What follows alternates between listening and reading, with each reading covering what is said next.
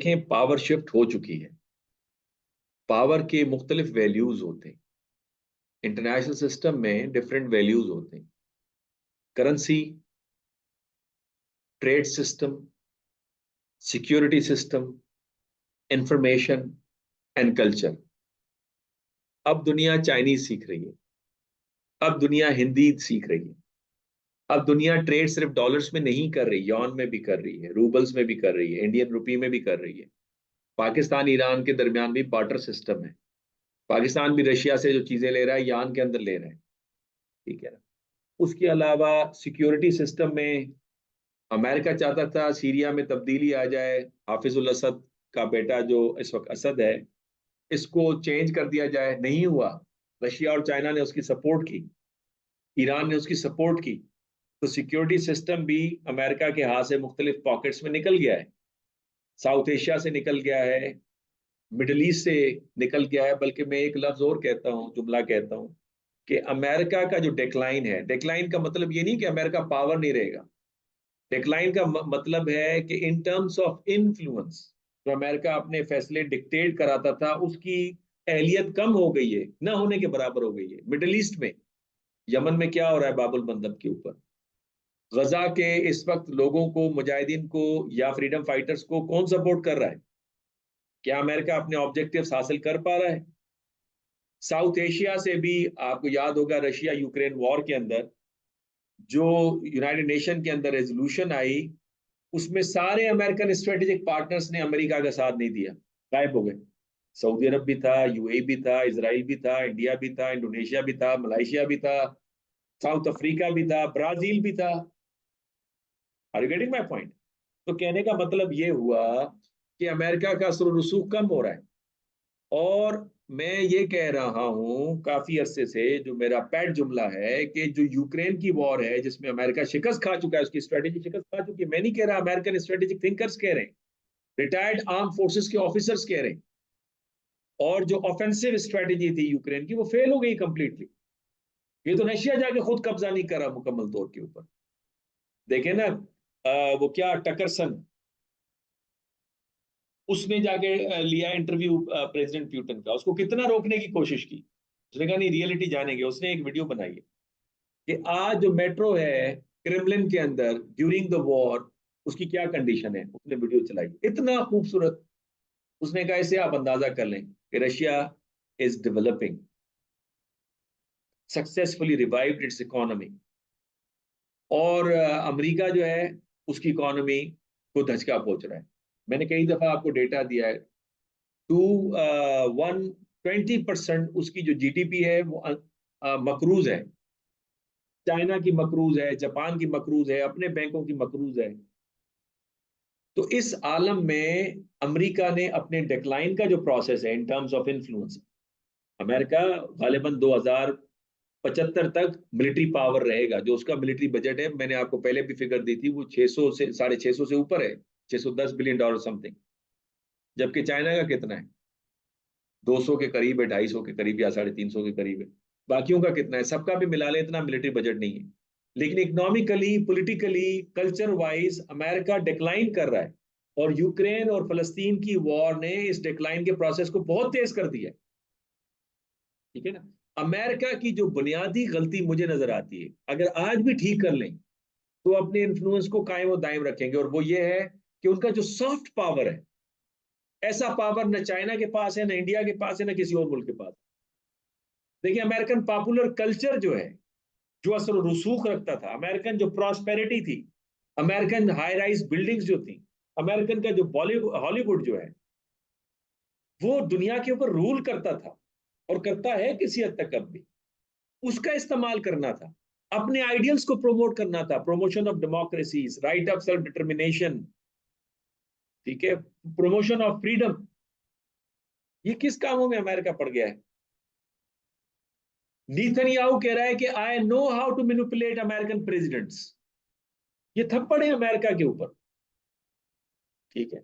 और वो, उनके अखबार ने लिखा है कि हम अमेरिकन प्रेसिडेंट्स को, उनकी की पॉलिटिकल लीडरशिप को ब्लैकमेल करते हैं। उनकी वीडियोज है हमारे पास। जो अमेरिका के सीक्रेट डॉक्यूमेंट्स नीतनयाहू तक पहुंचाते थे, वो पकड़ा गया अमेरिका के अंदर, उसको भी नीतनयाहू ने छुड़वा दिया। वहां पे लॉबी ने। कहने का मैं आपको ये बता रहा हूं कि इस वजह से अमेरिकन जो इन्फ्लुएंस है वो गिर रहा है। लेकिन क्या अमेरिका का मुकम्मल गिरना दुनिया के फेवर में? I would say no.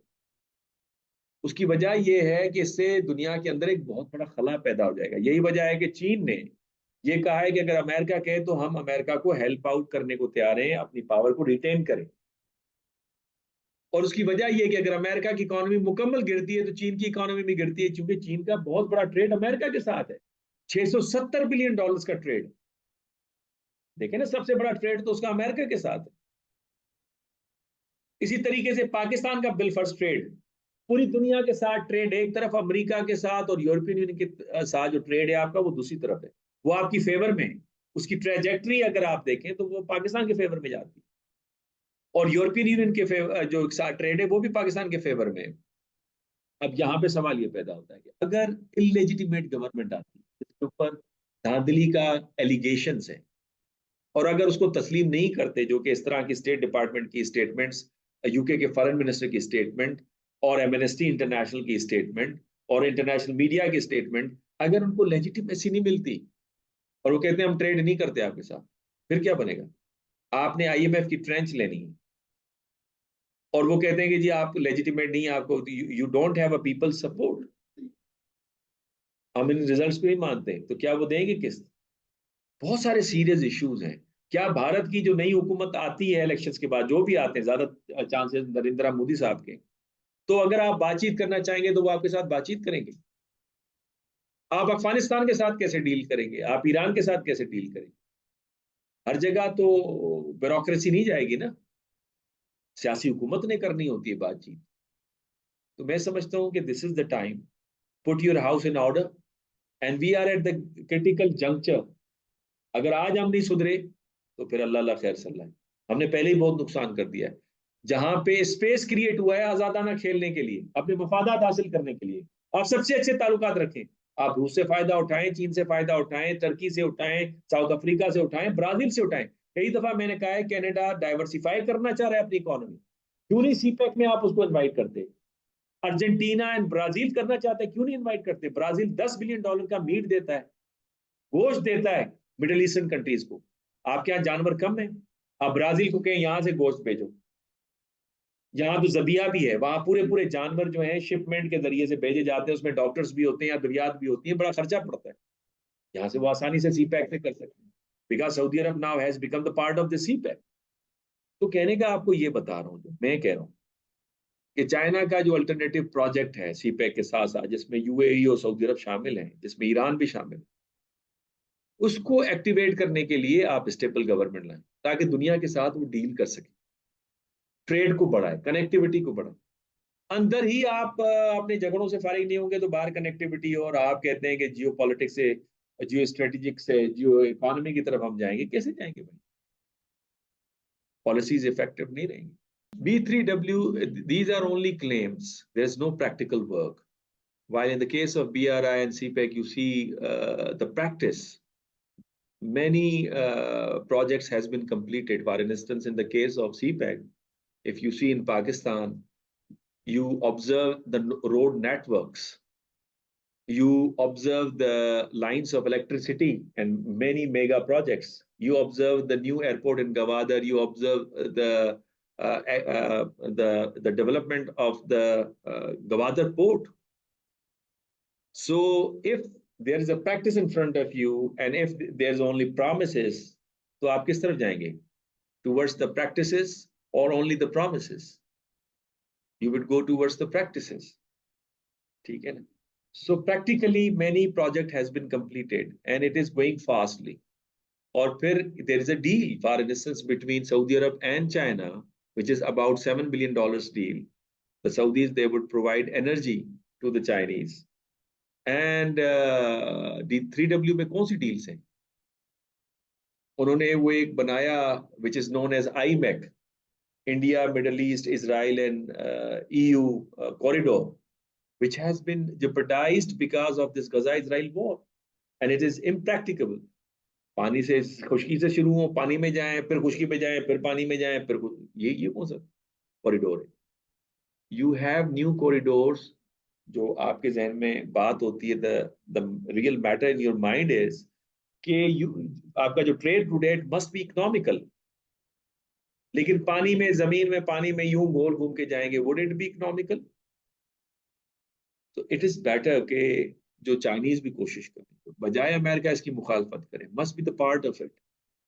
Gwadar में जो अमेरिकन एम्बेसडर ने विजिट भी पे किया, जिसपे पूरी दुनिया ने बातें बनाई, the purpose was to convince American that you can also do trade with this route rather than focusing on a new route, IMEC. Even we are inviting India, come and be a part of it. Be a part of this CPEC. Get benefit out of this. देखें, waste की जो colonial दौर था, उस वक्त जो झगड़े create किए गए, जिससे पेरिफेरीज के दरमियान में हार्मोनी ऑफ इंटरेस्ट पैदा न होने पाए, और ये एक दूसरे के साथ तजारत न करें बल्कि हमारी तरफ देखें, तो उससे हमें महंगी चीजें पड़ रही हैं। If India buys things from us and if we buy things from India, from Iran, from Afghanistan, सस्ती होंगी ना, because we have a land links. आप इधर से घुसेंगे, इधर दाखिल हो जाएंगे। मिसाल के तौर पे अगर प्याज इंडिया से आ जाए तो प्याज इतना महंगा होगा जो पाकिस्तान में है। खजूरें पाकिस्तान से इंडिया जाए तो इतनी महंगी होंगी जो अब इस वक्त इंडिया के अंदर है। तो आई थिंक, मेरा ख्याल ये है कि जो सीपैक की तरफ, बीआरए की तरफ लोगों का ज्यादा ट्रस्ट है, it is because of Chinese investment, one, their practical steps, two, and their non-interference policy into the political matters of the country. They have declared that we are not interested to export our political system, which is very difficult. No country can adopt it.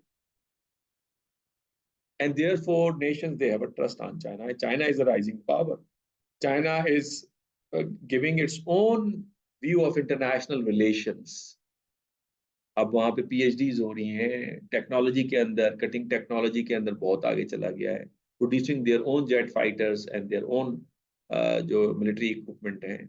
तो Chinese बहुत आगे, information में भी, culture भी उनका देखें automatically promote हो रहा है। Many Pakistanis they are learning Chinese, और चाइना सेंटर्स दुनिया में खुल रहे हैं, and they are learning the Urdu. So मेरा ख्याल है कि इस वजह से जो बीआरआई एंड सीपैक का जो प्रोजेक्ट है वो ज्यादा आपको सक्सेसफुल नजर आता है। और at the and I would give, for instance, trillions of dollars American they invested on wars, and Chinese only invested billions of dollars for economic benefit and win-win situation. So Chinese image is going up and American image is going down. So this is the reason that CPEC and BRI is more successful.